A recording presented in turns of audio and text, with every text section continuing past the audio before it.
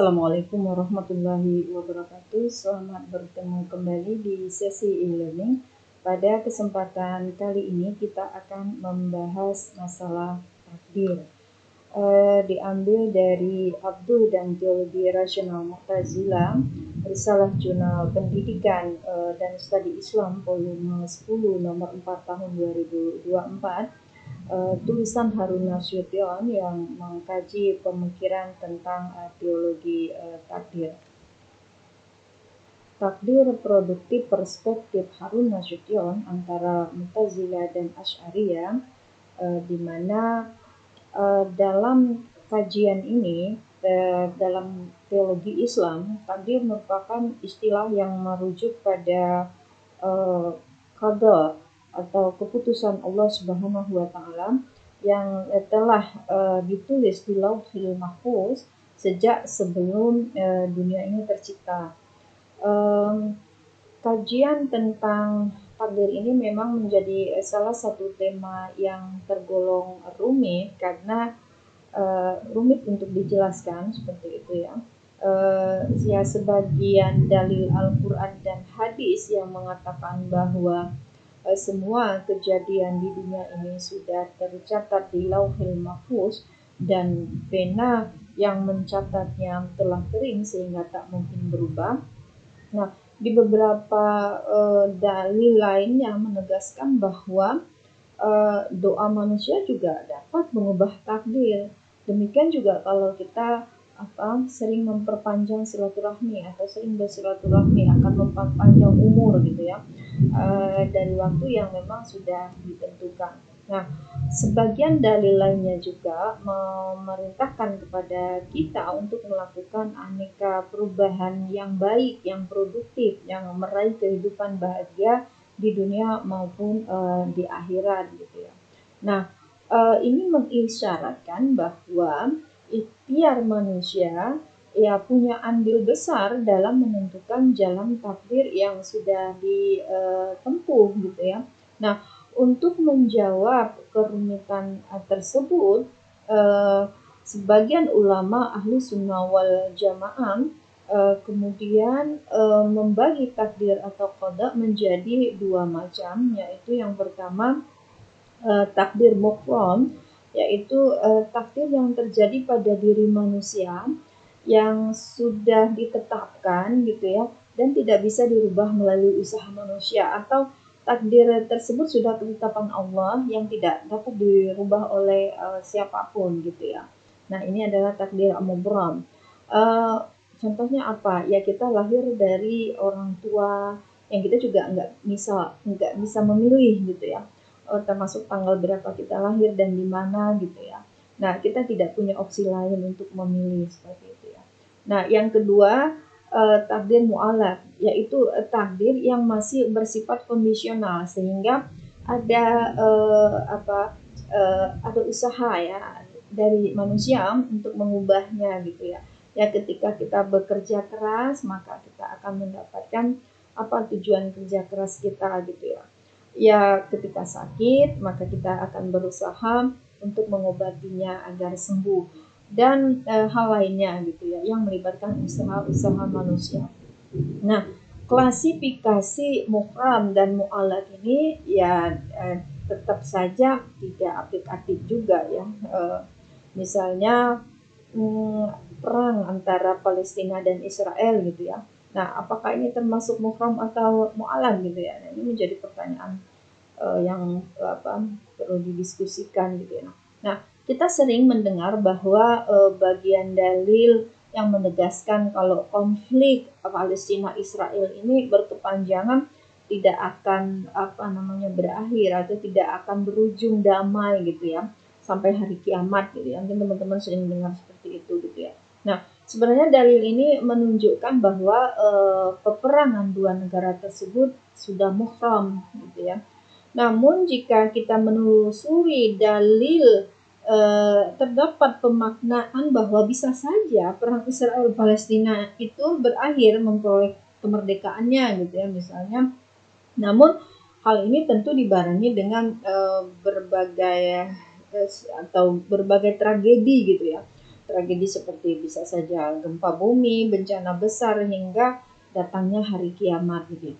Nah, jika melihat kepada dalil ini, tentunya menunjukkan bahwa ya peperangan itu peperangan tersebut ya bisa saja bersifat mu'alaf gitu ya.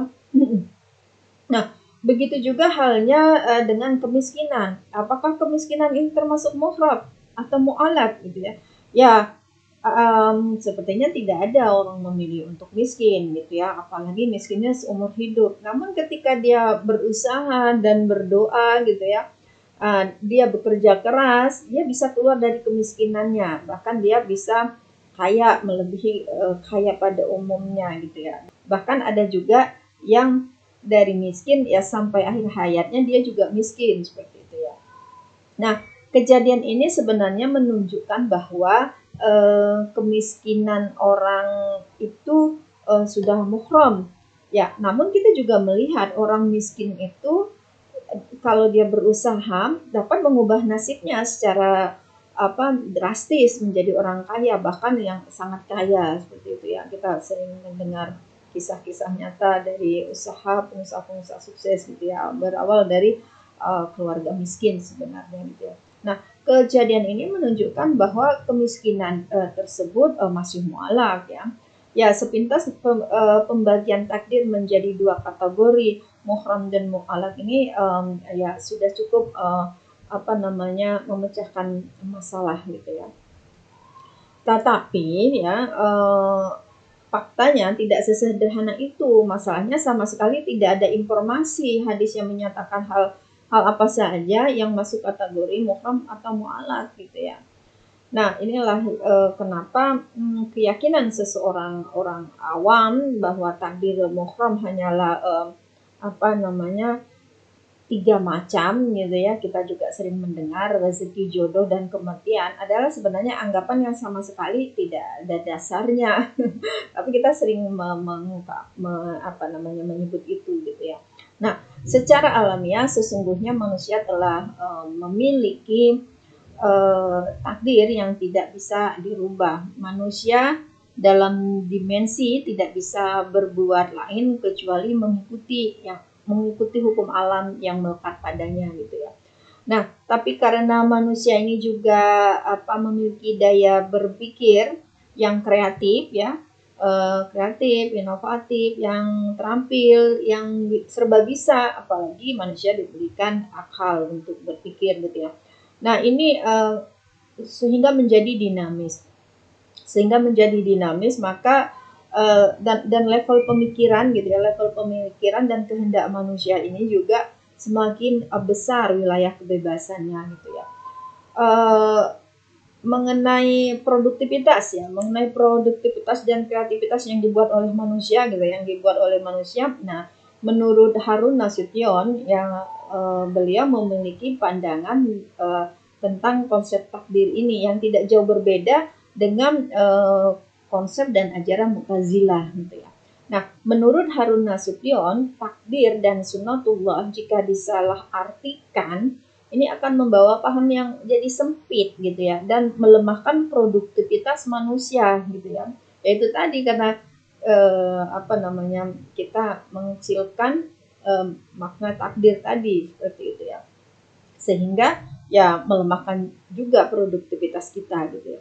Nah, ini perlu hati-hati gitu.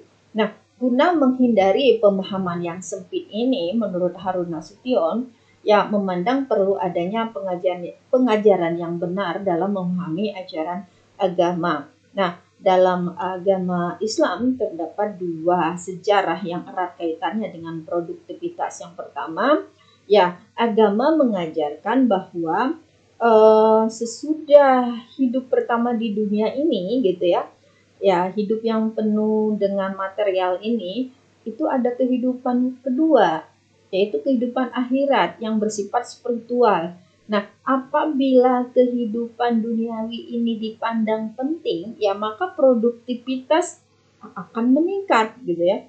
Nah, produktivitas meningkat, ya sebaliknya kehidupan di akhirat ya juga harus diutamakan.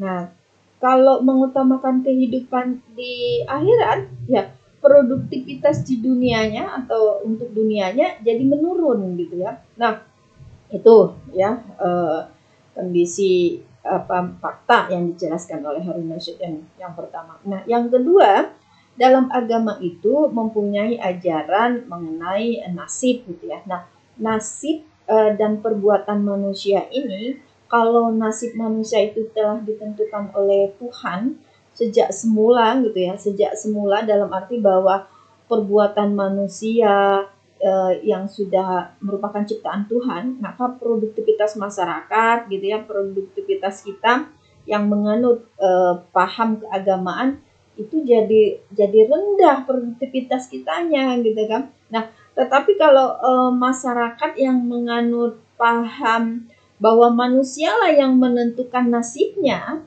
dan manusialah yang menciptakan perbuatan, maka produktivitas ini akan tinggi gitu ya. Oke, paham ya. Jadi kalau kita ya memaknai sempit, ya produktivitas kita juga lemah ya. Tapi kalau kita memaknainya ya bahwa ya kita yang menentukan, ya kita yang harus mengusahakan, ya insya Allah produktivitas kita atau manusia juga tinggi. Nah, paham pertama tadi ya, nah ini dikenal dengan falsafah fatalisme atau jabariyah. Sedangkan paham kedua tadi ya, itu disebut dengan qadar ya, atau kebebasan manusia dalam kemauan dan perbuatan. Nah, konsep teori Harun Nasution dalam memahami takdir ini tampaknya juga berbeda dengan pemikiran teologi yang berkembang dalam masyarakat Indonesia yang umumnya mengandung teologi syariah ya. Harun Nasution sangat menekankan pentingnya teologi yang bebas dan rasional, yaitu teologi yang memberikan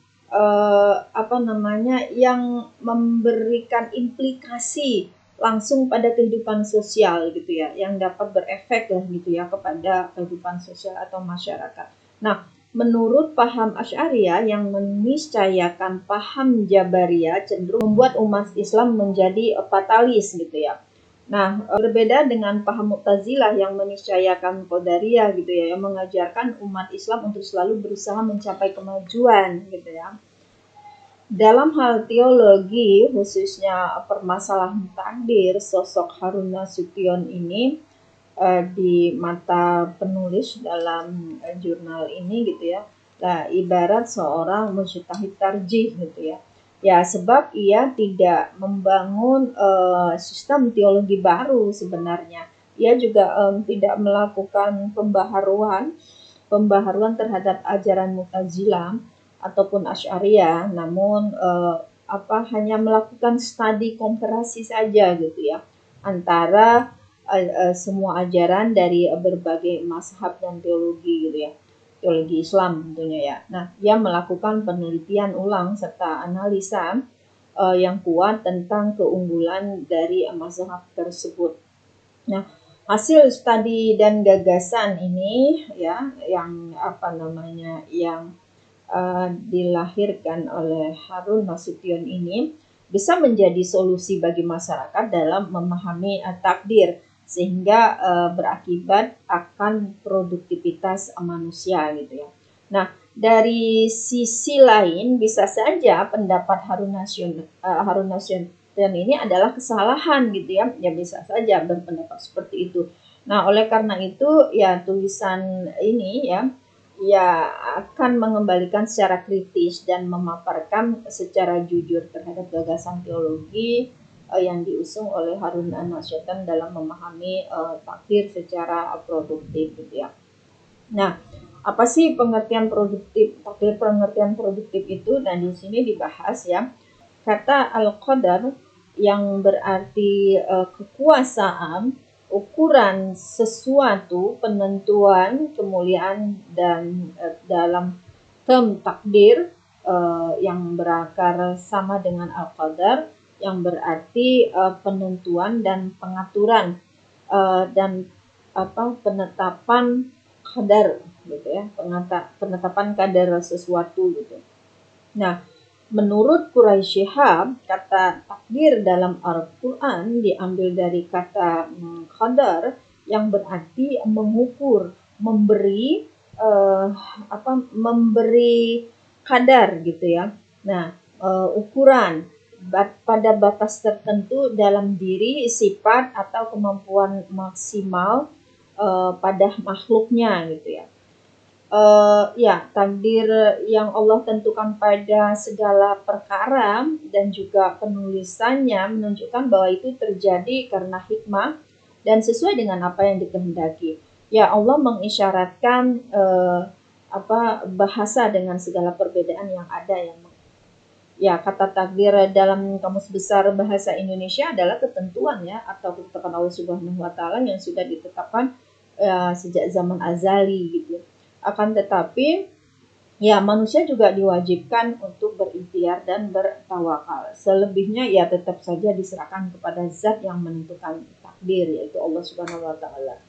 Nah, menurut Muhammad Abduh, qadar atau takdir adalah terjadi sesuatu itu ya sesuai dengan ilmunya Allah gitu ya. Ya terjadi ya sesuai dengan pengetahuan Tuhan dan pengetahuan ya kalau tidak sesuai gitu ya dengan apa yang terjadi dalam kenyataan ya jika tidak ada ya yang ada ialah ketidaktahuan atau ketidakadaan atau ketidaknyataan gitu. Dan ini adalah sesuatu yang tidak masuk akal. Nah, sementara produktif berasal dari bahasa Inggris ya, kata produktif yang berarti banyak menghasilkan atau memberikan banyak hal atau menghasilkan barang-barang yang berharga yang menghasilkan hal yang baik gitu ya. Nah, dari penjelasan kata produktif tadi dapat diambil suatu penjelasan bahwa yang dimaksud takdir produktif lah yang dipahami ya yang dapat mengantarkan manusia pada kehidupan kemasyarakatan yang lebih baik, yang lebih maju, yang lebih berkembang gitu ya. Ya, tentunya manusia diharapkan lebih produktif dalam mengelola kehidupannya gitu ya. Nah, kembali lagi kepada paham paham Mu'tazilah. Nah, sejarahnya gitu ya, kaum Mu'tazilah ini merupakan aliran teologi Islam yang mengedepankan akal sehingga menyatakan bahwa hukum itu ditentukan oleh akal. Nah, Mu'tazilah ini juga disebut dengan kaum rasionalis Islam. Jika kita melihat bagaimana tokoh seperti tokoh-tokoh Muslim di era jaya Islam ya seperti Al-Farabi dan kawan-kawan ya mereka kaum rasionalis ya. Jadi mereka sebenarnya juga banyak menganut paham Mu'tazilah ini gitu ya. Karena memang mengedepankan akal. Nah, kaum Mu'tazilah ini ya yang golongan yang membawa persoalan teologi yang mendalam dan bersifat filosofis ya dibandingkan persoalan-persoalan yang dibawa oleh kaum Khawarij yang Murji'ah kaum Khawarij dan Murji'ah gitu ya. Nah, secara teknis istilah Mu'tazilah ini menunjuk pada dua golongan. Golongan pertama yang muncul sebagai respon politik saat itu gitu ya. Respon politik murni, golongan ini sebenarnya tumbuh sebagai kaum yang netral politik ya, khususnya ya dalam bersikap mereka lunak ya dalam menangani pertentangan antara Ali bin Abi Thalib dan lawan-lawannya terutama Muawiyah, Aisyah, Talha dan Abdullah bin Zubair gitu ya. Nah, golongan ini mula-mula disebut kaum Mu'tazilah karena mereka menjauhkan diri dari masalah pertikaian khilafah. Kelompok ini bersikap netral tanpa stigma teologi gitu ya. Nah, golongan kedua ini muncul sebagai respon persoalan teologi yang berkembang gitu ya di kalangan Khawarij dan Murji'ah akibat adanya peristiwa Taqin gitu ya. Nah, golongan ini muncul kenapa? Ya karena dia berbeda pendapat dengan golongan Khawarij dan Murji'ah tentang pemberian status kafir terhadap pelaku yang berbesar-besar gitu ya. Nah, sudut pandang melihat tentang perbuatan manusia sebagai takdir kuasa Allah Subhanahu wa taala atau memahami hubungan antara kudrah Allah Subhanahu wa taala yang meliputi segala sesuatu dengan manusia gitu ya, dalam merealisasikan perbuatannya yang dianggap sebagai akar perbedaan masing-masing aliran dan memahami takdir. Dalam paham kaum Mu'tazilah, kemauan atau kebebasan manusia untuk mewujudkan perbuatannya adalah kemauan dan daya manusia itu sendiri, tanpa turut campur di dalamnya kemauan dan daya Tuhan gitu ya. Ini kaum Mu'tazilah. Nah, oleh karena itu perbuatan manusia ya sebenarnya ya perbuatan manusia dan bukan perbuatan Tuhan gitu loh. Nah, untuk membuat paham tersebut gitu ya, kaum Mu'tazilah ini membawa argumen-argumen rasional ya dengan ayat-ayatnya tentunya ya. Nah, argumen-argumen rasional yang dimajukan oleh Al-Jabar umpamanya ya. Nah, manusia dalam berterima kasih atas kebaikan yang diterimanya, ia menyatakan terima kasihnya kepada manusia yang berbuat kebaikan itu gitu ya. Nah, demikian pula dalam melahirkan perasaan tidak senang atas perbuatan-perbuatan tidak baik yang diterimanya, ya manusia menyatakan rasa tidak senangnya kepada orang yang menimbulkan perbuatan-perbuatan tidak baik itu gitu ya. Ya, artinya aksi reaksi lah. Kalau aksi reaksinya baik gitu ya, yang itu dia menerima.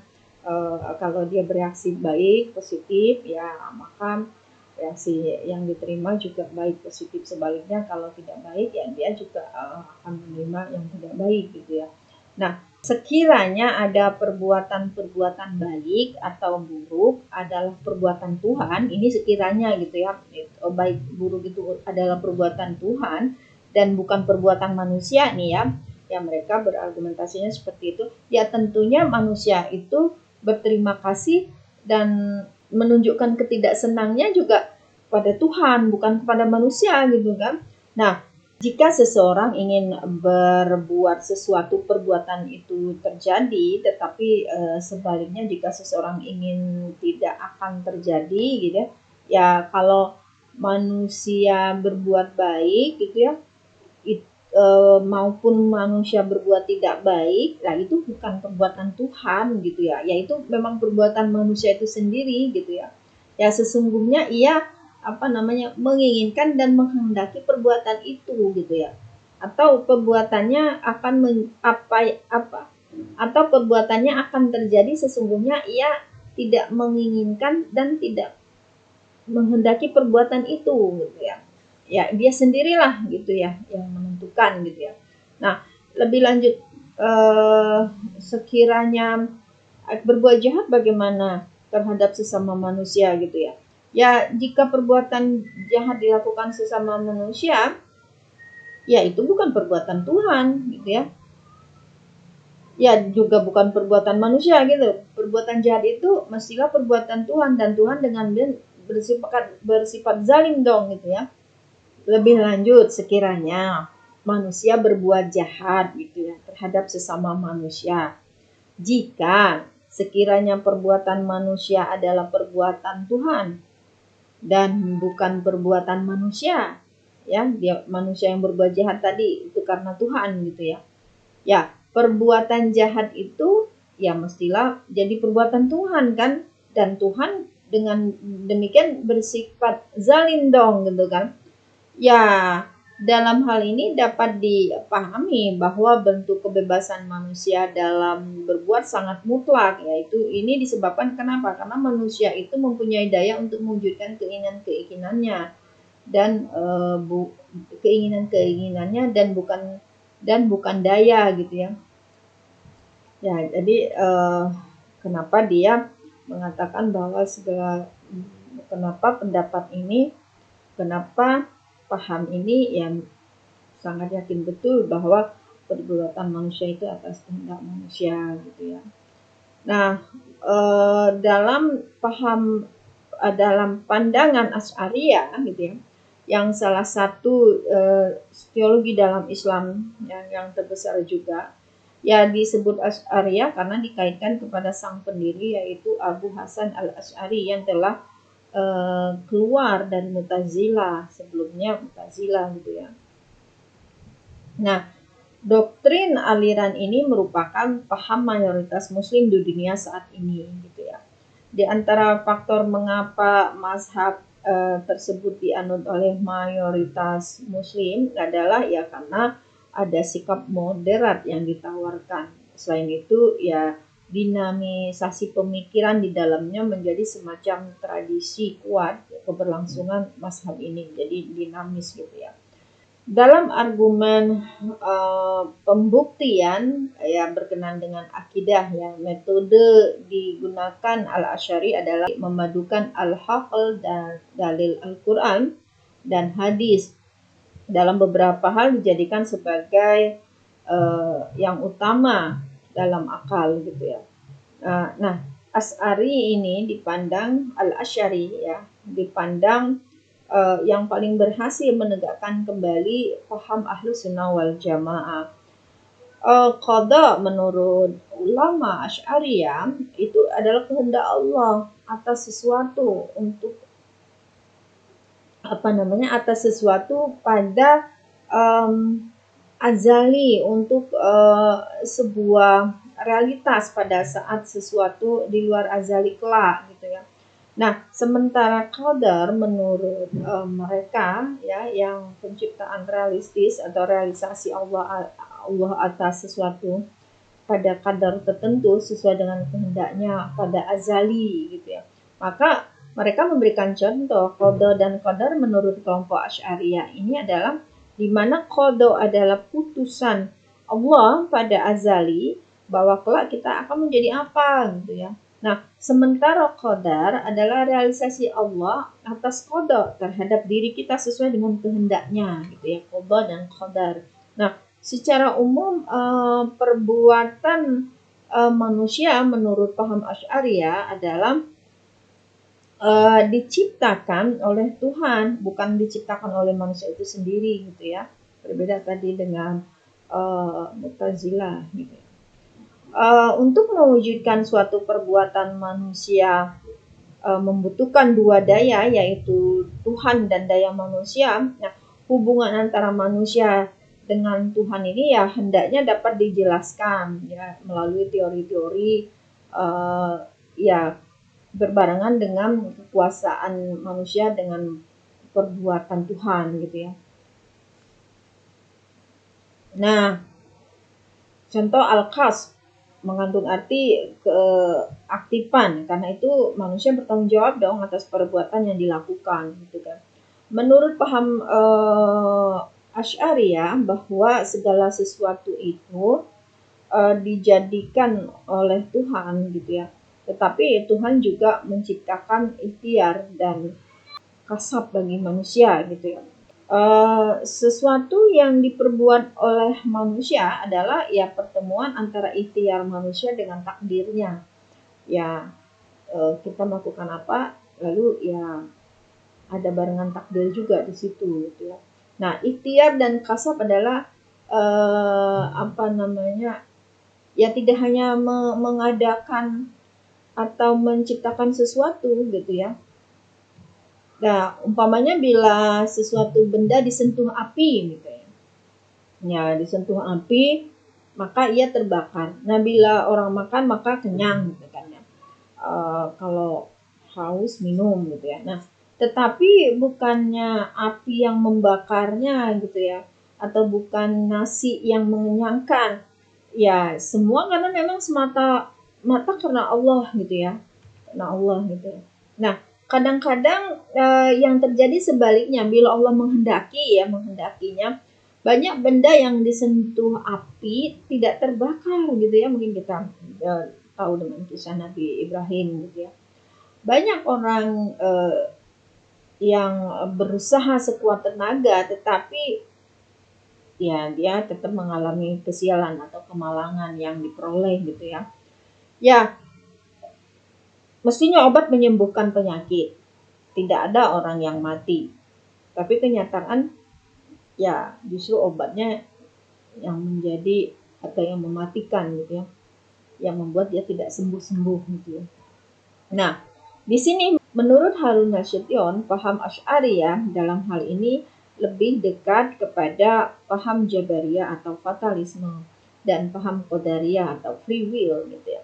Nah, manusia dalam kelemahannya ya tergantung kepada kehendak dan kekuasaan Tuhan. Nah, untuk menggambarkan hubungan perbuatan dengan kemauan dan kekuasaan mutlak Tuhan, Asy'ari memakai istilah ikhtiar dan al-qasab gitu ya. Nah, istilah al-qasab dapat diartikan sebagai sesuatu perbuatan yang timbul dari manusia dengan perantara daya yang diciptakan oleh Allah gitu ya, oleh Allah Tuhan gitu ya. Nah, menurut Harun Nasution tentang paham al-qas ini, Asy'ariyah memberikan penjelasan yang memang agak sulit nih ditangkap gitu ya. Ya, di satu pihak ia ingin melukiskan bahwa manusia dalam perbuatannya gitu ya. Namun dalam al-qasab itu hakikatnya ya ciptaan Tuhan gitu ya. Nah, takdir menurut Harun Nasution setelah mencermati setting histori ya, kondisi pemikiran umat Islam antara Mu'tazilah dan Asy'ariyah, lalu muncul pertanyaan, bagaimana peran teologi rasional yang dibangun oleh Harun Nasution bagi perkembangan pemikiran keislaman di Indonesia khususnya gitu ya. Dan bagaimana kaitannya dengan sunatullah gitu ya. Nah, di sini ada beberapa pandangan cendekiawan muslim di Indonesia ya yang mengupas kajian Harun Nasution ini ya karena memang dianggap berperan besar dalam perkembangan pemikiran Islam rasional ya. Ya, dan ini sudah digunakan gitu ya sejak tahun 1970 di dalam konsep kurikulum Harun Nasution, kemudian menjelma menjadi blueprint studi Islam Indonesia yang sekarang mengalami kemapanan gitu ya. Nah, salah satu bidang kajian konsep Harun Nasution dalam teologi Islam ya mengenai persoalan takdir dan sunatullah ini gitu ya.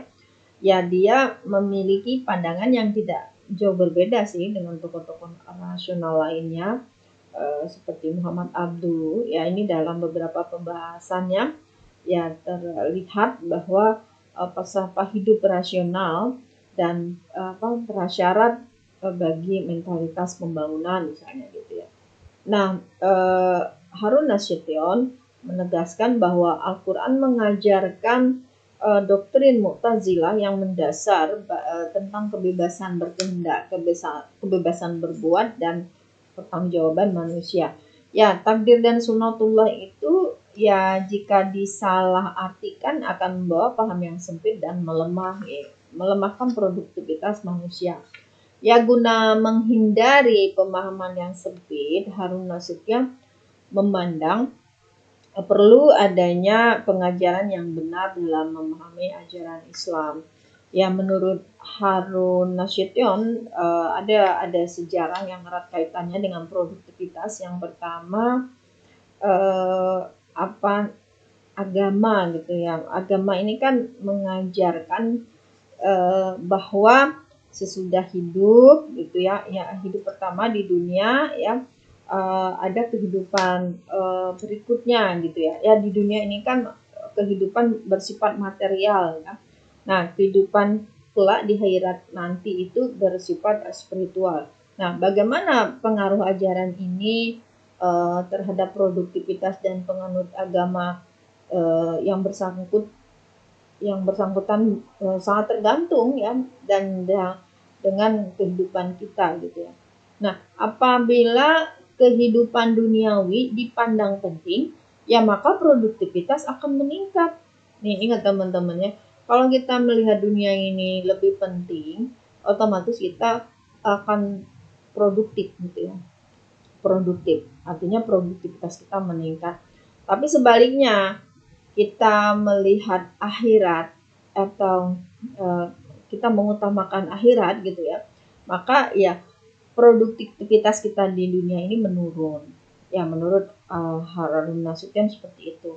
Nah, yang kedua, agama ini kan mempunyai ajaran generasi nasib dan perbuatan manusia gitu ya.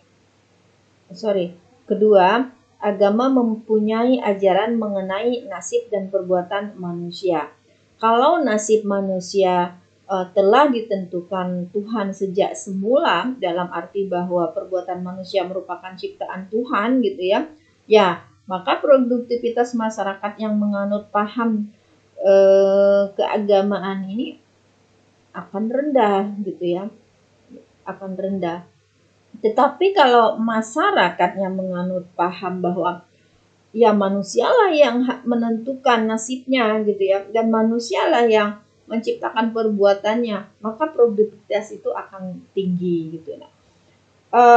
Paham pertama yang dikenal dengan fatalisme atau Jabariyah, sedangkan paham kedua disebut Qadariyah atau kebebasan manusia dan kebebasan manusia dalam kemauan dan perbuatan gitu ya.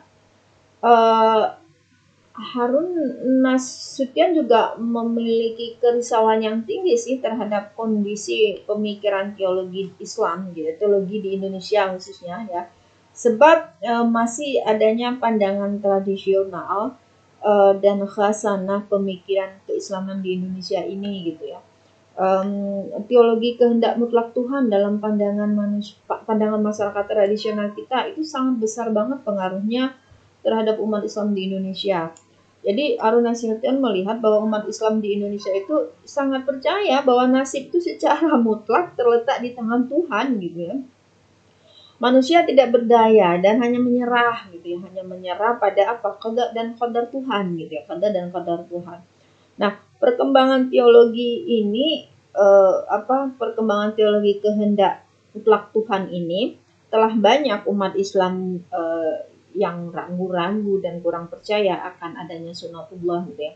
Ya, banyak yang yakin bahwa segala sesuatunya itu memang telah ditentukan secara langsung dan secara mutlak oleh Tuhan. Manusia maka ya kalau gitu manusia nggak ada artinya dong gitu ya. Nah ini menjadi pertanyaan, jadi diskusi gitu ya.